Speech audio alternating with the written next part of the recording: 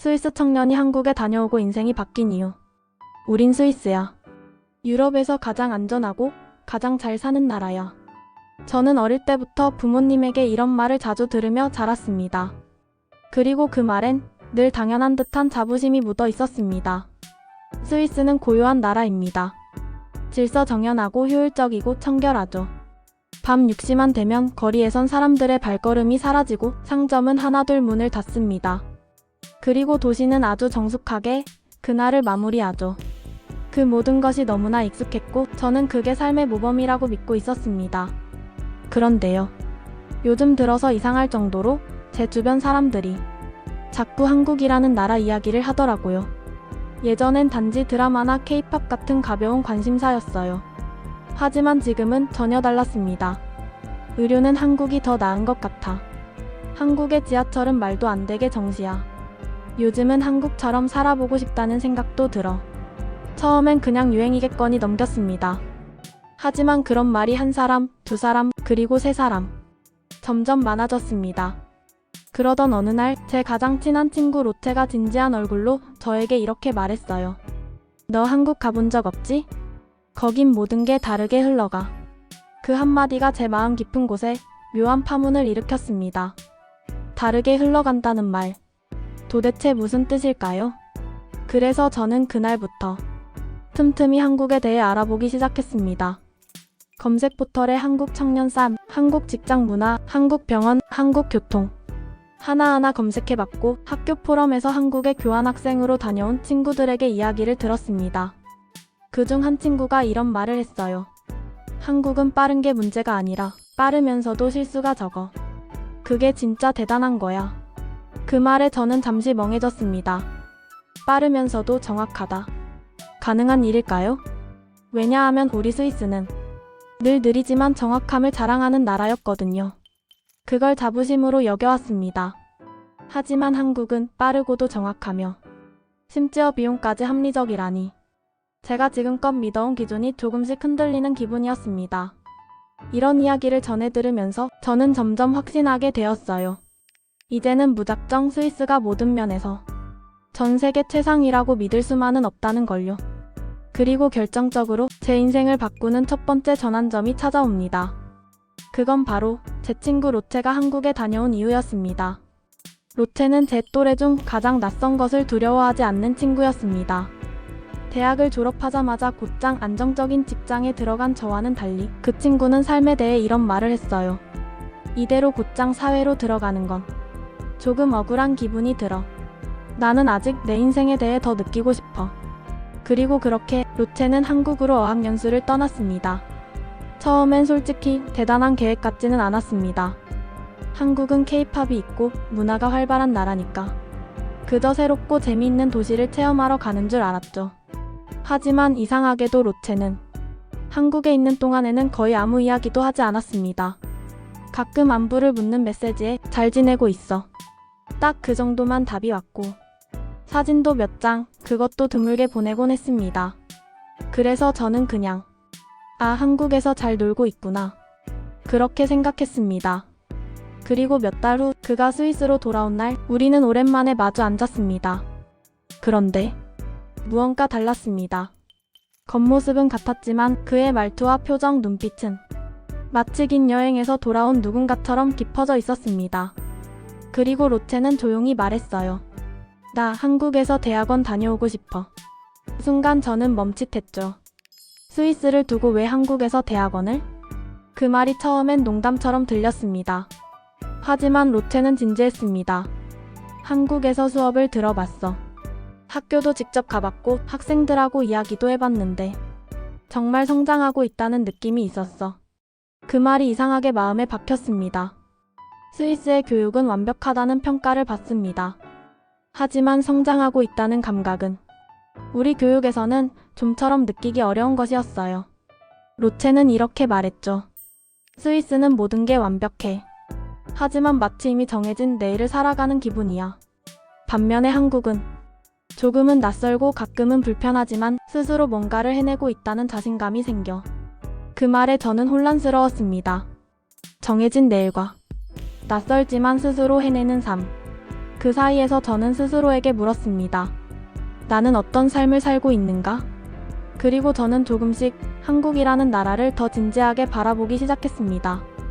가장 먼저 찾아본 건 생활비였습니다. 스위스는 고소득 국가입니다. 하지만 높은 소득만큼이나 지출도 큽니다. 도시에서 혼자 살면 월세만 1,500프랑이 넘고 외식은 기본이 25프랑 이상, 마트에서 사는 생필품조차 2배는 비싸죠. 결국 스위스에선 버는 만큼 쓰게 되어 있는 구조입니다. 그런데 한국은 달랐습니다. 소득이 스위스보단 낮지만 생활 구조는 훨씬 효율적이고 합리적이었어요. 제가 특히 놀랐던 건 젊은 세대의 소비 여력이었습니다. 한국의 MZ세대는 자동차를 하나의 취미처럼 즐기기도 한다더군요. 서울의 대학생들이 준중형차를 타고 경차로 주말 드라이브를 가며 카페에서 여유로운 시간을 보내는 모습을 블로그와 유튜브를 통해 직접 보게 됐습니다. 차량세, 보험료, 주차비. 스위스에선 거의 사치에 가까운 것이 한국에서는 합리적인 수준에서 가능한 것이었습니다. 그리고 더 놀라운 건 한국의 대중교통이었어요. 지하철은 거의 12분 단위로 오고 정확하게 도착하고 앱 하나로 모든 노선과 시간을 확인할 수 있으며 결제는 한 장의 교통카드로 모두 가능합니다. 로체가 말했어요. 스위스보다도 빠르고 정확하고 싸. 그리고 친절해.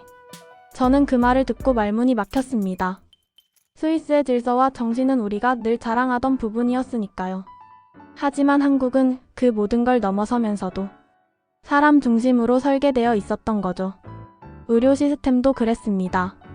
스위스는 고급 의료 서비스를 자랑하지만 기본 진료를 넘어서면 환자가 부담해야 할 비용이 상당히 큽니다.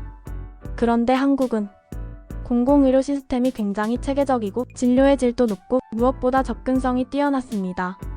로체가 말하길 동네 병원에서 거의 모든 진료가 가능했고 가격은 스위스의 13도 안 돼.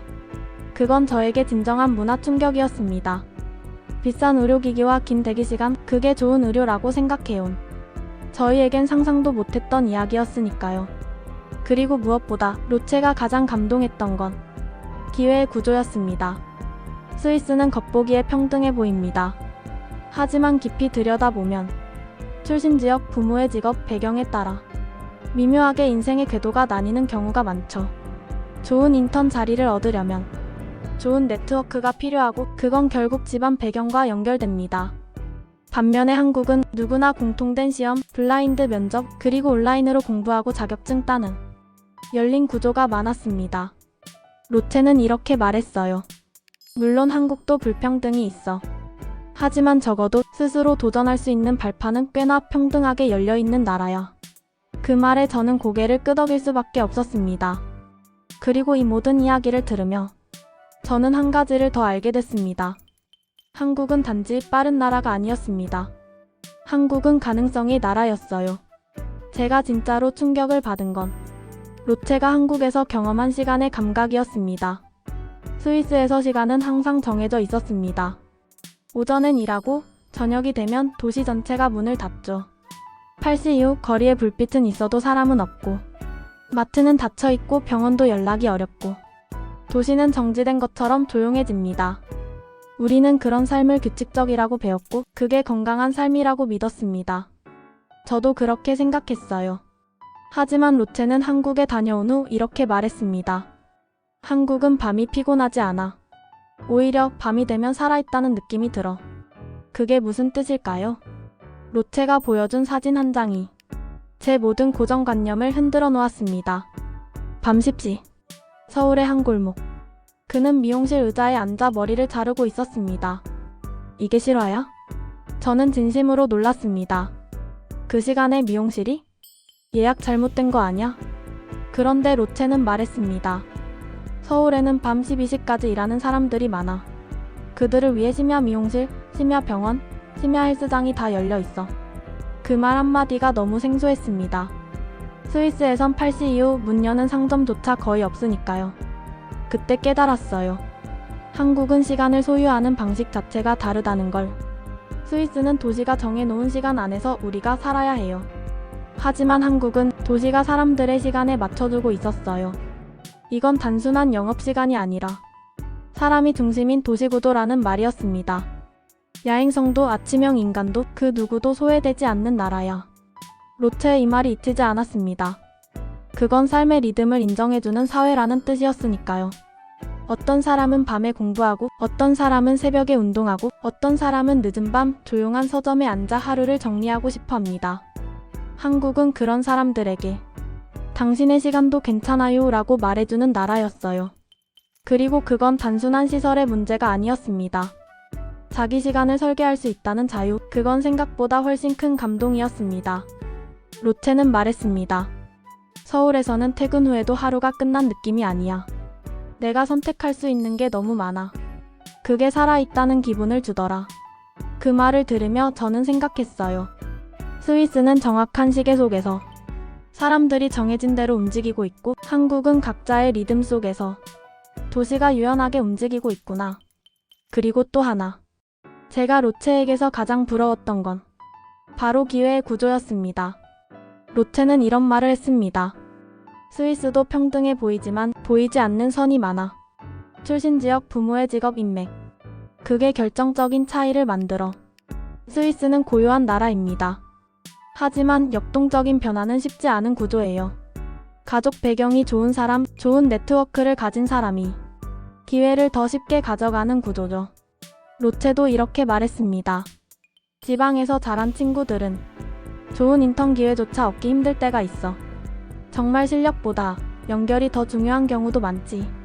하지만 한국은 달랐습니다. 블라인드 채용. 누군지 모른 채 면접을 보고 이력서에 출신지나 가족 정보조차 쓰지 않는 문화. 그건 저희에겐 상상조차 할 수 없는 구조였어요. 로체는 이렇게 말했죠. 한국은 불평등이 없다는 게 아니라 불평등을 문제 삼는 사회야. 그게 진짜 중요한 거야. 그 말을 듣는 순간 저는 마음 깊숙한 곳에서 부끄러움을 느꼈습니다. 우리는 오히려 불평등을 너무 당연한 일처럼 받아들이며 살아왔으니까요. 그리고 그건 교육에서도 마찬가지였습니다. 한국은 누구나 인터넷으로 강의를 듣고 자격증을 공부하고 정보를 찾아내고 배우고자 한다면 수단이 열려 있습니다. 물론 경쟁도 치열하고 스트레스도 많겠죠. 하지만 적어도 도전할 수 있는 기회는 누구에게나 주어진다는 사실이 한국을 정말 특별한 나라로 만들고 있었어요. 로체가 이런 말을 했어요. 한국은 스스로 자기 삶을 만들어갈 수 있다는 믿음을 주는 나라야. 그래서 가끔은 버거워도 계속 앞으로 나아갈 수 있더라. 그 말이 저에겐 잊히지 않았습니다. 한국은 단지 빠르고 편리하고 효율적인 나라가 아니었습니다. 한국은 사람을 믿어주는 나라였습니다. 사람이 해낼 수 있다고, 기회는 열려 있다고, 지금 늦은 밤에도 당신을 기다려주는 도시가 있다고. 그것이 진짜 감동이었어요. 그날 이후 저는 로체가 보여준 한국을 이야기로만 듣는 나라가 아니라 직접 살아보고 싶은 나라로 생각하게 되었습니다. 그건 단지 여행이 아니라 내 삶의 방향을 바꾸는 여정이 될 것 같았어요. 그리고 지금 저는 진심으로 나도 한국에서 살아보고 싶다는 꿈을 꿉니다. 그날 이후로 저는 매일같이 스스로에게 물어보기 시작했습니다. 내가 살고 있는 이 삶 정말 최선일까? 스위스에서의 안정이 내 전부가 되어도 괜찮을까? 지금 이 고요함 속에 나는 성장하고 있는가? 그 질문들이 마치 눈에 보이지 않는 작은 파동처럼 제 일상 곳곳을 흔들기 시작했습니다. 그리고 저는 마음속에 하나의 결심을 품게 되었습니다. 나도 한국에 가보고 싶다. 단지 여행자가 아니라 그곳에 살아보는 사람으로. 그건 단순한 호기심이 아니었습니다. 제 친구 로체의 변화가 저를 움직이게 했고, 그의 눈빛이, 그의 말투가, 그의 확신이 제 마음에 남은 진짜 이유였습니다. 그래서 저는 결심했습니다. 내년에 회사를 잠시 휴직하고 8개월 정도 한국에 살아보기로요. 그 결정을 하고 나자 저의 하루는 완전히 달라졌습니다. 아침에 눈을 뜨면 한국어 문장을 소리내어 읽고, 점심시간엔 유튜브로 한국 뉴스나 브이로그를 보고, 퇴근 후엔 드라마를 자막 없이 이해하려고 애쓰고 있습니다. 처음엔 자음과 모음조차 구분이 어려웠지만 지금은 아주 짧은 문장 정도는 귀로 들으면 어렴풋이 뜻이 느껴집니다. 그럴 때마다 조금씩 설레는 기분이 들어요. 내가 지금 새로운 세계로 다가가고 있다는 느낌이죠. 요즘은 스위스 안에서 한국을 다녀온 사람들이 주최하는 한국어 스터디 모임에 나가고 있습니다. 일주일에 2번 저녁이면 모여서 함께 발음 연습을 하고 뉴스 기사를 읽고 각자 한국에서 있었던 경험들을 공유하곤 해요. 그 모임 안에는 어학연수를 다녀온 친구도 있고 한국 기업과 프로젝트를 했던 사람도 있고 한국인과 결혼한 사람도 있었습니다. 그들의 이야기를 들으면 모든 순간이 놀랍고 아름답고 가슴 뛰었습니다. 그들이 말하는 한국은 그저 좋은 나라가 아니었어요. 살아보고 싶은 나라였고 계속해서 다시 돌아가고 싶은 나라였습니다. 그런 마음들이 저에게도 전염되었나 봅니다. 이제 저는 단순히 한국에 관심 있는 사람이 아니라 한국이라는 사회 안에서 조금이라도 살아보고 싶은 사람이 되었습니다. 그리고 솔직히 말하자면 조금은 두렵기도 합니다. 모든 게 낯설고 언어도 익숙하지 않고 문화도 완전히 다르겠죠. 하지만 괜찮습니다. 왜냐하면 지금 저는 처음 느끼는 살아있는 감정에 이끌리고 있으니까요. 스위스에서는 모든 것이 안정적이고 예측 가능했지만 한국이라는 나라를 알게 된 뒤로 처음으로 제 삶에 새로운 방향이 생긴 기분입니다. 지금 이 순간도 저는 한국을 향해 조금씩 나아가고 있습니다. 그리고 언젠가 한국의 작은 카페 한켠에서 뜨거운 커피를 마시며 제가 직접 겪은 한국 이야기를 글로 써 내려갈 수 있다면 그건 아마 제 인생에서 가장 뜻깊은 장면이 될 거예요. 그때는 더 이상 로체가 말한 경험을 대신 전하는 사람이 아니라 저 자신이 이야기의 주인공이 되어 말할 수 있겠죠. 저는 스위스에서 왔지만 한국에서 살고 싶다는 꿈을 가진 사람입니다. 그리고 그 꿈은 생각보다 가까운 곳에 있었습니다. 그렇게 한 사람의 인생이 어느 날 친구가 건넨 한마디로 인해 완전히 바뀌게 되었습니다. 그리고 저는 이야기를 통해 한 가지를 확실히 느꼈습니다. 삶을 바꾸는 건 거대한 계기가 아닙니다. 아주 작지만 진심 어린 공감의 순간들이 인생을 바꾸는 시작이 됩니다. 그리고 이야기가 지금 당신에게도 그런 작은 시작이 되었기를 바랍니다. 혹시 오늘 이야기 당신의 마음에도 작은 울림이 닿았나요? 우리는 너무 자주 우리의 삶이 별것 아니라고 느낍니다. 내가 사는 이 도시, 내가 매일 걷는 이 길, 당연한 것들 속에서 고마움을 잊고 살아가곤 하죠. 하지만 멀리서 누군가 바라본 그 세상은 우리에게 가장 특별한 모습으로 다가옵니다.